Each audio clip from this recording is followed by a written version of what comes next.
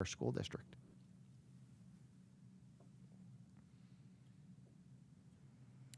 Thank you, Dr. Marshausen.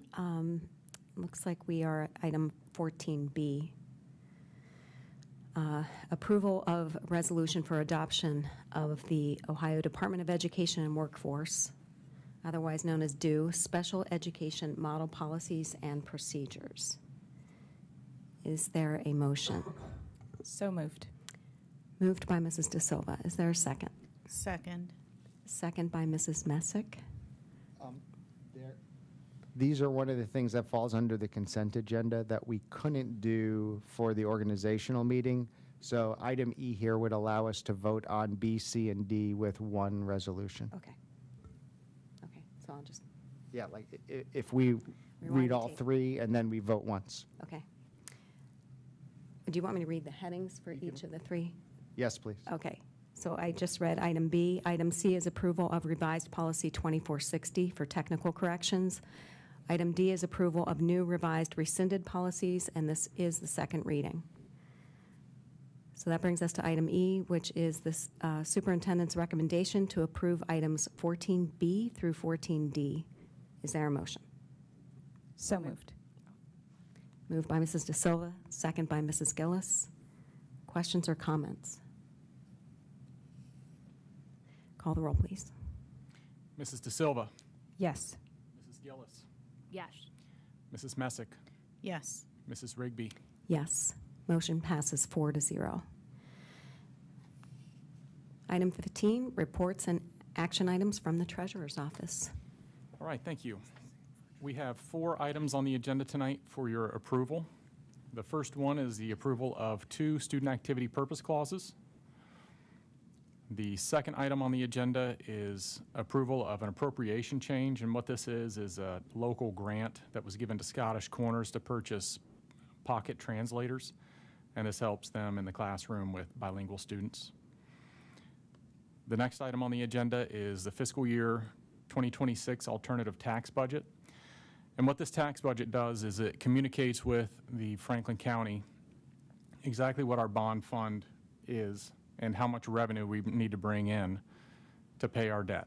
So it's just a kind of a second communication tool for that, just a second check. And then the final thing on the agenda tonight is an approval for a transfer from the general fund over to the summer school fund.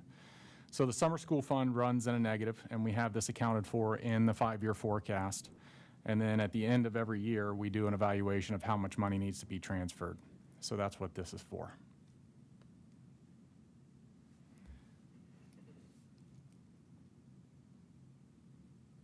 I just had one question about the Hope Squad, and I'm not sure who to ask about it, but on this, on the information about Hope Squad, it says it's funded 100% by the district in year 1, and then 75% by the district and 25% by the building in year 2. So this particular building, in this case, Carr, is asking for funds. Is this something that each building is going to ask for, or as it rolls over to the building's responsibility, is there going to be one general fund from which this money comes? So I think what that means is there's a cost to pay Hope Squad for the program. And what it means is the district or my department will pay 100% for us joining Hope Squad for the first year. And as time goes on, the building budgets will pick up the cost to join Hope Squad over time. But then this group will end up doing fundraising and other things for activities on top of just joining the program of Hope Squad. We aren't giving money to Carr Middle School's Hope Squad. We're just paying for them to be in the program. Got it. Thank you. You're welcome.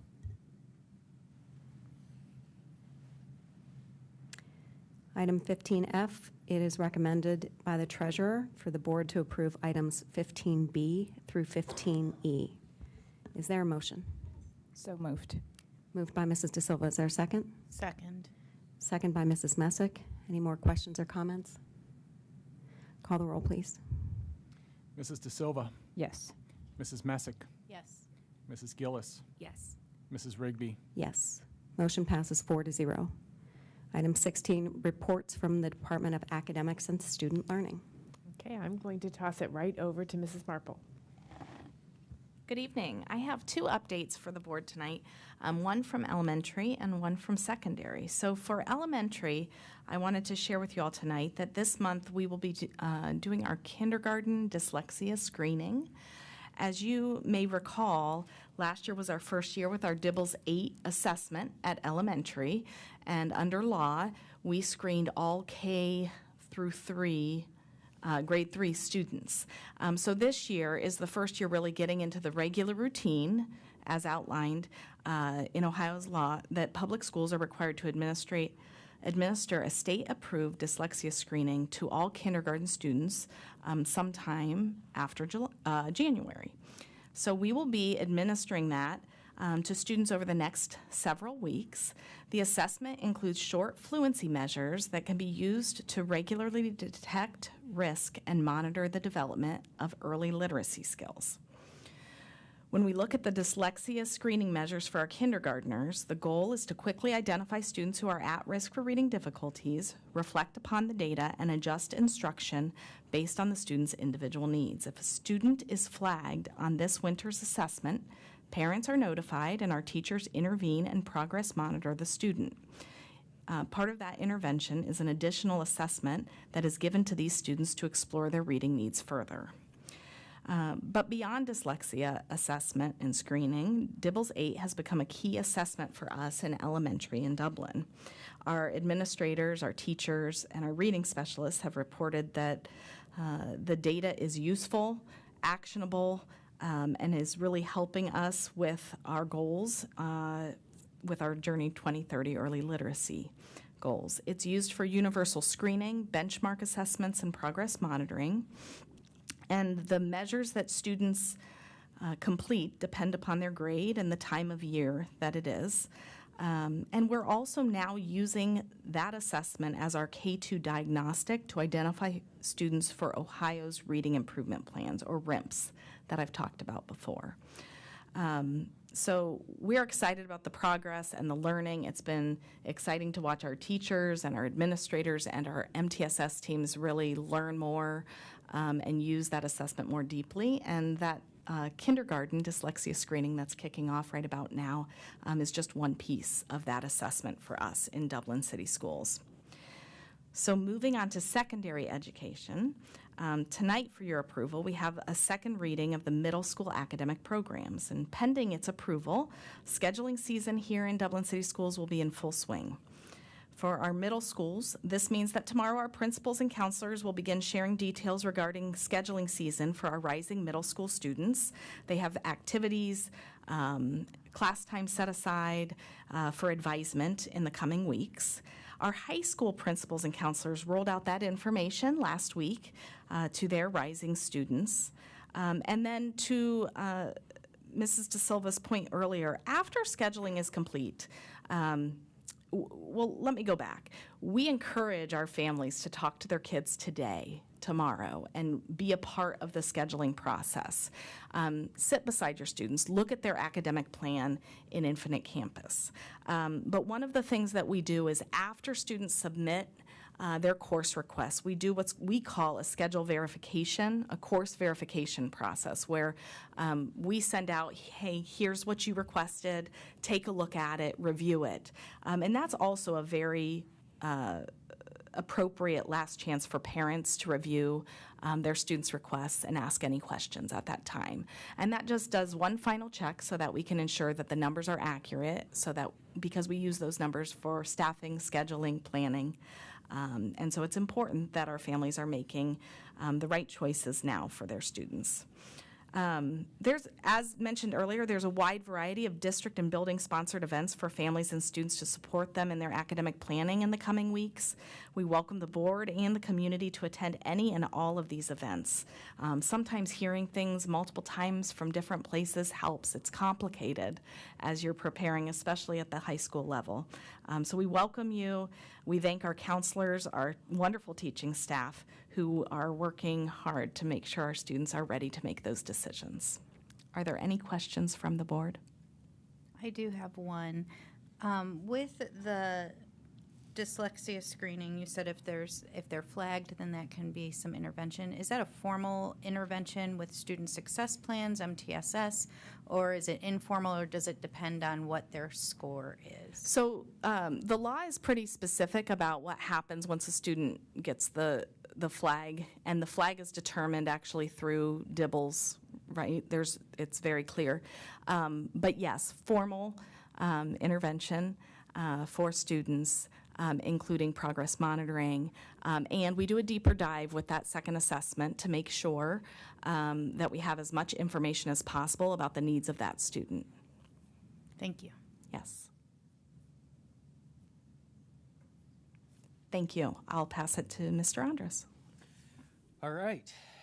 So my entire career has been immersed in 2 documents, one of which you approved just a little bit ago. The Special Education Model Policies and Procedures, and I put them both in one binder, and the Operating Standards for Children with Disabilities in Ohio. And while that's very helpful for me in my job, sometimes I forget that not everyone is as well versed in those as I am and other special education administrators are. And sometimes people will try to apply their knowledge on general education for students with disabilities, and that doesn't always work. A wise attorney at a conference once used this quote when addressing the crowd. He said, "Children with disabilities have superior rights. The Federal Individual with Disabilities Education Act, or IDEA, protects those rights, and tonight the board approved a resolution ensuring those rights, as well as the additional rights that Ohio puts on top of the federal rights, are protected." So Ohio has a 54-page document entitled Special Education Model Policies and Procedures, and that's, again, what we adopted tonight. It also has a 196-page document entitled The Operating Standards for the Education of Children with Disabilities. Think of the 54-pager as a policy like we have here in the district. It's short and it's general, it gives good information. And then think of the 196-page document as the administrative guidelines, the thing that's typically longer and gives much greater detail on how to go about your day-to-day activities. Inside these documents, you can find everything you ever wanted to know about why schools in Ohio do what they do related to special education. From the moment anyone suspects a disability for a child, to caseloads for staff, to transportation, exactly how we deal with discipline, and everything in between. And so tonight I wanted to highlight one specific area called change in placement, because Ohio's rule is very different than the federal rule. So, on page 34 of the Model Policies and Procedures, they list what we call a continuum of placements. And if you think of this continuum, I'm going to start on one side and go to the other. General education classrooms, special education classrooms, virtual school, separate or special schools, home instruction, and then hospitals or residential treatment facilities. Annually, IEP teams are charged with the task of putting a child in their least restrictive environment. So the environment that is most conducive to their learning, as far left or whatever side you're looking at, close to that gen ed side. And it also has to be as close as possible to the child's home school. So federal law does not require parental consent before changing a placement on the continuum, and Ohio law does. So let me give you an example. Suppose a child was in crisis and needed a separate school or a partial hospitalization program. Under federal law, the school district can quickly respond to that child's needs, change the placement, and the child could very quickly start in a new school to meet that child's needs. In Ohio, you have to have parent consent to change that placement. So that means if a child's in crisis, the school and the school can't provide the services that child needs, the child will remain in the school unless the parents consented. So often a child may remain in Ohio in the place where maybe it isn't the most conducive learning environment because the parents object. There are only 3 exceptions to this rule: if a child has a weapon, if they have drugs, or if the child has inflicted serious bodily injury, as outlined on page 33 in the Model Policies and Procedures. And the bar for serious bodily injury is very high. There's a federal definition for that. And that definition includes the words like substantial risk of death, extreme physical pain, or obvious disfigurement. Often serious behaviors lead to another complicated process on page 41 It's called a manifestation determination review. There are 87 other areas in the model policy and procedures like those two, and hundreds more in the operating standards, which is more like that administrative guideline. Some are very cut and dry, and others use the word appropriate, which is very hard to understand and might be different for every child, leading to some disagreements and misunderstandings.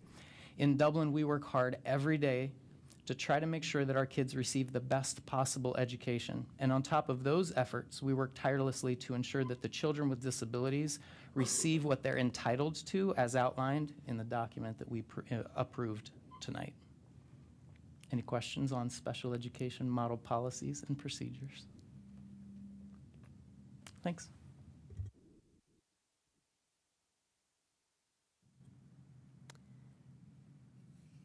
If there are no questions, we will move on to approval of the middle school academic programs for the 2025-2026 school year. It is recommended by the superintendent that the Board of Education approve the middle school academic programs for 2025-2026. Is there a motion? So moved. Moved by Mrs. De Silva. Is there a second? Second. Second by Mrs. Gillis. Any questions or comments? Call the roll, please. Mrs. De Silva, Yes. Mrs. Gillis, Yes. Mrs. Messick, Yes. Mrs. Rigby. Yes. Motion passes 4-0. Reports from the Department of Operations. Mr. Stark. Good evening. We have a few items for your approval tonight. The first one is for Elementary 15 Bishop.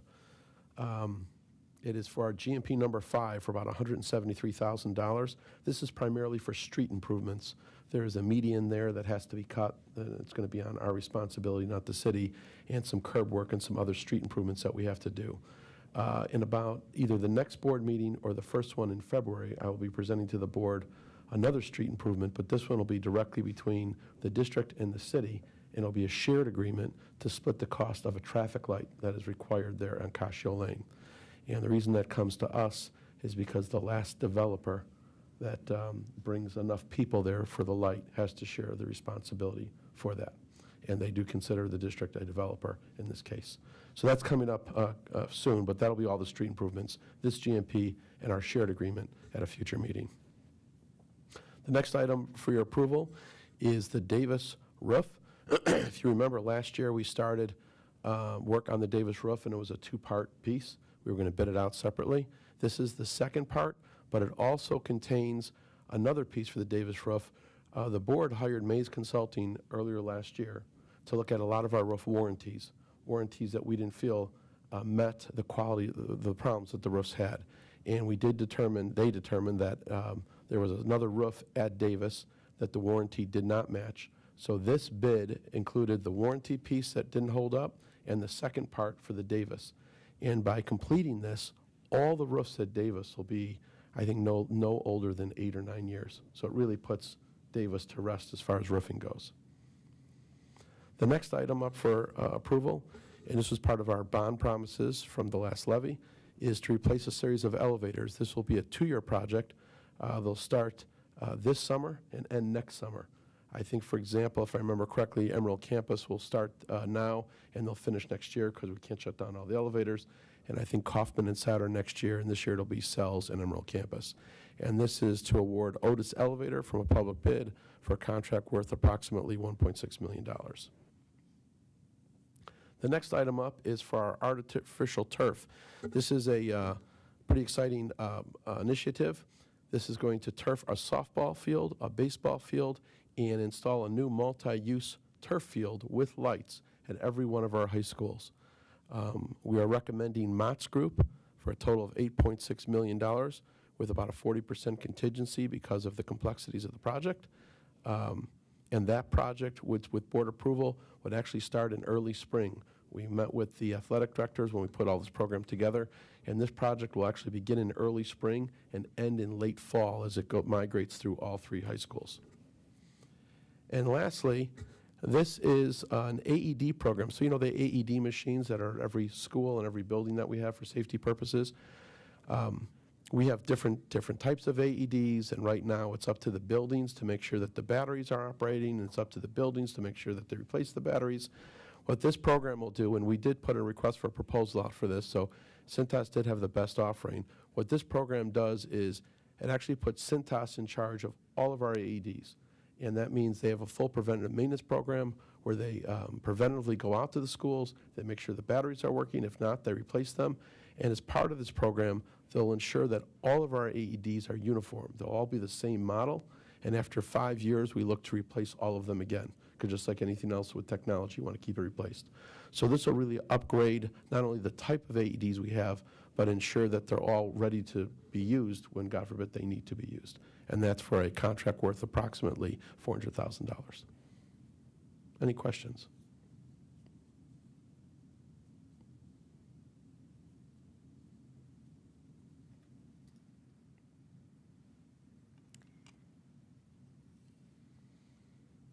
It is recommended by the superintendent that the Board of Education approve items 19A through 19E. Is there a motion? So moved. Moved by Mrs. De Silva. Is there a second? Second. Second by Mrs. Messick. Any questions or comments?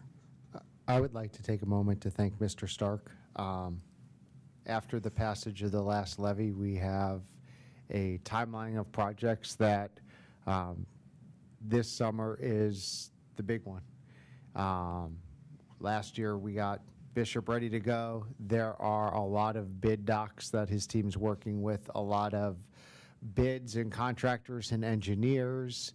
And as soon as this all gets approved, we're geared up for more of the SIOTA work that will start in earnest. So just want to thank Mr. Stark and his whole team, our legal counsel, our engineers at Kleininger's for all the work that goes into preparing this so that we can approve these things tonight and meet our promise to the community with our timetable to get the projects that they voted on in November of '23 up and going. So thank you, Mr. Stark. Thank you. That brings us to reports from the Human Resource Department. Mr. Boney. Oh, I'm sorry. We're voting. Sorry about that. Call the roll, please. Mrs. De Silva, Yes. Mrs. Messick, Yes. Mrs. Gillis, Yes. Mrs. Rigby. Yes.